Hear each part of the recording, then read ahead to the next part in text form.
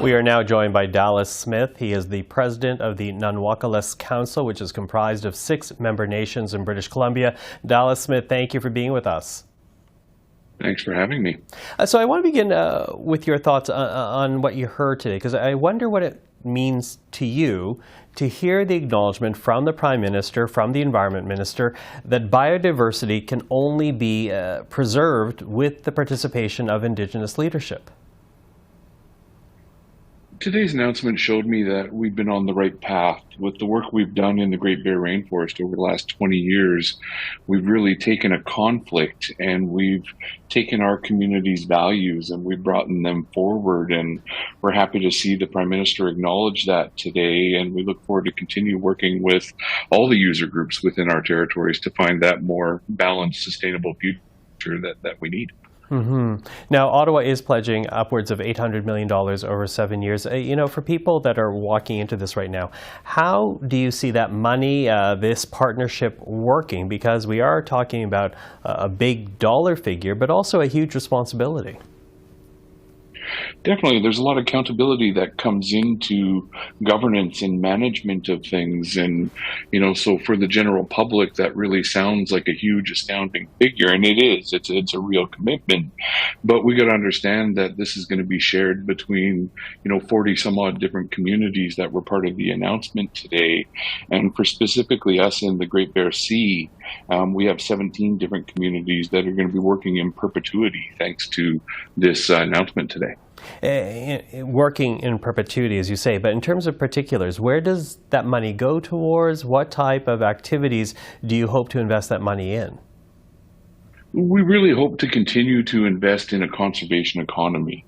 Through the terrestrial part of the Great Bear Rainforest, we found ourselves in a position where we're trying to work to other people's needs. And over that time, we've established what our communities need. And we figured out that we need stewardship programs both out there to protect our territories, but also to watch over the sustainable development of areas that we agree to in our territory. So we really see the core of this funding going towards future stewardship initiatives that are both going to enable further protection and make sure that development is going to be more sustainable. And when we talk about that, of course, in British Columbia, lumber is a big industry. Is it lumber that you're thinking of in particular, the ancient rainforests? What in particular are you hoping that the money will help preserve when it comes to your territory? Well, I think we hope it preserves our way of life and finding that balance. It's so important not to get stuck on one commodity versus another. We're very interested in the blue economy, but we don't want it to be based solely on extraction. So we think that these dollars are going to really help us build the capacity to look further at other opportunities around, say, shellfish harvesting or different ways of growing sustainable seafood production, as well as making sure that we can develop some workable tourism opportunities that, don't really have that impact in our territories. Mm-hmm.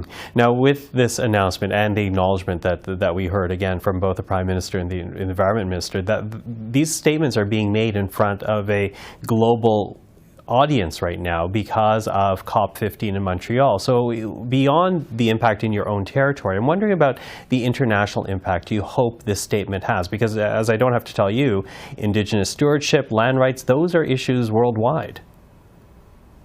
Definitely. Over the years of working through the terrestrial protection of our territories, we've built relationships with people in the Himalayas, in Chile and Papua New Guinea, and other places where Indigenous people are trying to, gain that self-determination.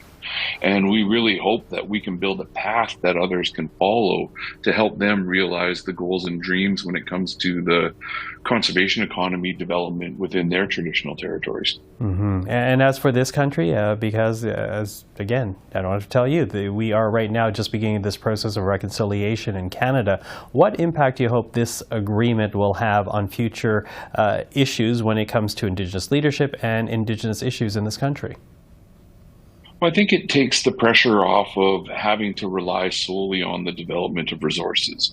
We're able to now take a better look at what's going on in our territories, what needs to continue, but what has to be done with lighter touch, and what other opportunities can we introduce into Indigenous communities.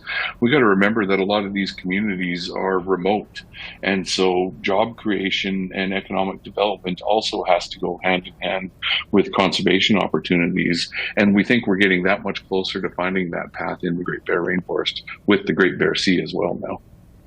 Dallas Smith, really appreciate the time today. Thank you for that. Thanks for having me.